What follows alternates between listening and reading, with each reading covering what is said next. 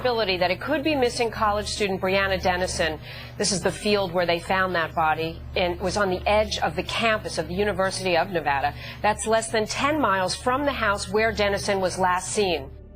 Before we talk about Brianna Denison, we need to talk about the boy who grew up in a house where a bucket served as a toilet, where a father's fists were the only language spoken after dark, where children learned to disappear under bed covers and wait for morning like it was survival training.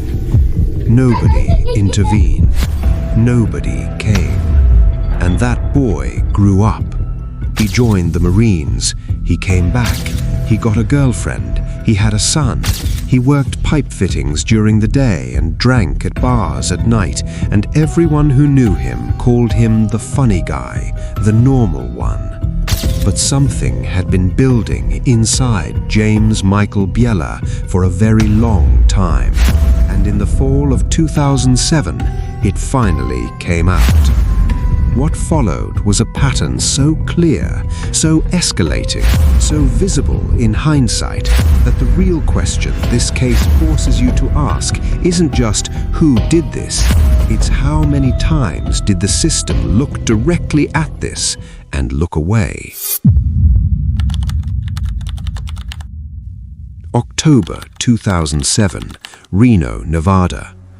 A young woman was walking near the University of Nevada campus when James Biela grabbed her. He had a gun. He dragged her to a parking garage. He raped her, and then he let her go. She went home. She washed off the evidence. She didn't call police. We don't know exactly what she told herself that night. Maybe that it was over. Maybe that coming forward would make it worse. Maybe that nobody would believe her. Maybe all three. Her name in court documents is Amanda, and for the next 3 months, James Biela walked free. Another woman, another attack, 1 block from campus. This victim also delayed reporting. The evidence was compromised before investigators could collect it properly. December 16, 2007, a young exchange student from Thailand, the court calls her Emma, was kidnapped off the street near campus. Biela drove her to a secluded location in his truck. He assaulted her, then he drove her back to her neighborhood and dropped her off. She called 911. 3 women, 3 attacks in 60 days on the same campus with the same DNA. And then Biela looked for a 4th. Brianna Denison was 19 years old and home for the holidays.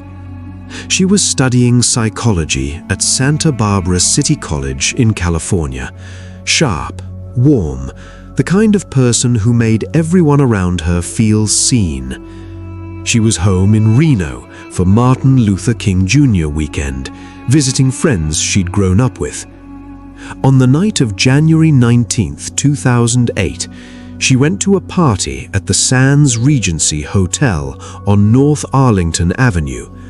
Afterward, she came back with friends to a house on Mackay Court, just off the University of Nevada campus. She was tired. She lay down on the couch near the glass door and fell asleep. 2 friends slept in a locked bedroom down the hall. One of them had a dog. The dog didn't bark. Somewhere between midnight and 4 a.m., James Biela stood on the other side of that glass door and watched her through it. He could see her. She couldn't see him. He slid the door open. He moved through the house.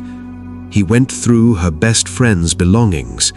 He took a pair of thong underwear from inside that house. Then he took Brianna.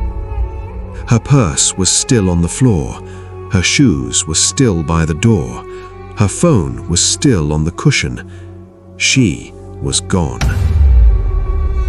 When police arrived at Mackay Court the next morning, forensic teams swabbed the glass door. They pulled a DNA profile off the doorknob. Male, unknown. They ran it through the database. And what came back wasn't just a lead, it was a confession the system already had on file and couldn't read. The DNA matched the December attack on Emma. It matched evidence from the November assault.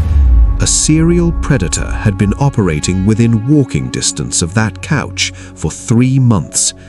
And now, with Brianna missing, the full shape of what had been happening finally became visible. Investigators now knew their suspect was escalating. The first attack was a rape, the second was a rape, the third was a kidnapping and rape, and now a girl taken silently from a house full of people in the middle of the night. Each crime was bolder than the last. Each one required more control, more planning, more confidence that he would not be caught. He wasn't wrong, not yet. 1,700 volunteers poured into the streets of Reno. They searched 100 square miles of frozen terrain. They lifted manhole covers. They waded through January ditches. Nevada's First Lady joined the search. Blue ribbons appeared on every fence and telephone pole in the city. For 26 days, nothing.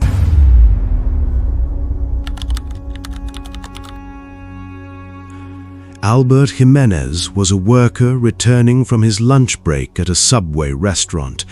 He was cutting through a vacant lot in southeast Reno when something caught his eye. Bright orange fabric sticking out from beneath a pile of discarded Christmas tree limbs in a ditch. He thought it was a mannequin. He got closer. The orange was socks attached to feet. Brianna Denison was found wearing nothing but her socks, hidden beneath a tree someone had thrown away after the holidays. The autopsy confirmed she had been smothered with a pillow, then strangled with the strap of her best friend's thong underwear, the underwear Biela had taken from inside the house that same night. Beneath her body, 2 pairs of thong underwear, the one used to kill her and a second pair taken from a previous victim he had kept as a trophy. He had placed them there deliberately, arranged, intentional. This was not a man who was afraid of being caught. This was a man who wanted investigators to know exactly who they were dealing with. For months, nothing moved. The FBI was involved. More than 5,000 tips had come in. Over 700 men in the Reno area had voluntarily submitted DNA samples just to eliminate themselves as suspects. A woman called the Secret Witness Hotline.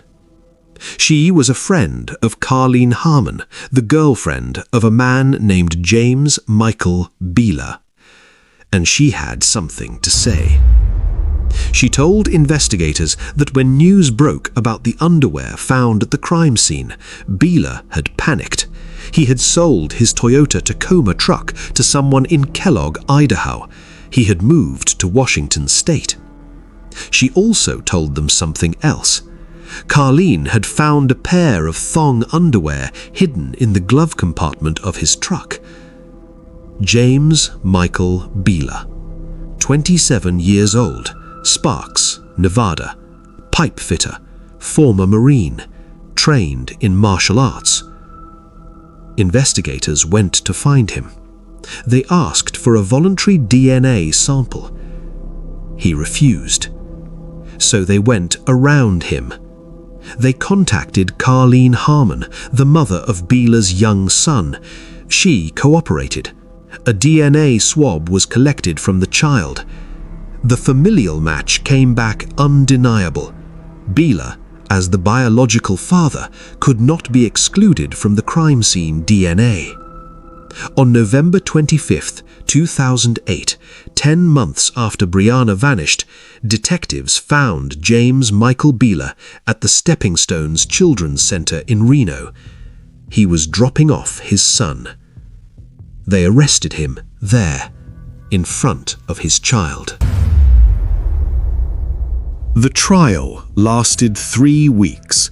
Fiber evidence from Biela's truck, DNA recovered from the doorknob, from Brianna's body, from the underwear used to strangle her, all matching James Biela. The prosecution opened with one sentence: James Biela graduated from serial rapist to murderer. And then Amanda took the stand, the woman from the parking garage, the one who had gone home in October 2007 and stayed silent, the one whose silence, through no fault of her own, had left Biela free to find Emma and then Brianna. She had finally come forward after Brianna went missing. She gave police a sketch, she gave them details, and now she sat in that courtroom and looked directly at the man who had put a gun to her head. He wouldn't look back. She said, "Mr. Biela, I wish you would look at me." He kept his head down. "Despite the fact you committed the most unforgivable act, I forgive you. I pray you find peace with God, because He's the only one who can save you now." The second surviving victim, Emma, the exchange student, chose not to testify. She wanted to leave it behind her. The prosecutor said she wanted to close that chapter and never open it again. 2 survivors, 2 completely different ways of carrying the same wound. Biela had told his lawyers he wanted to testify, then changed his mind. He said nothing. He sat and looked at the floor. The jury deliberated for 6 hours. Guilty on all 5 counts. Death. James Biela is currently on death row at Ely State Prison in Nevada.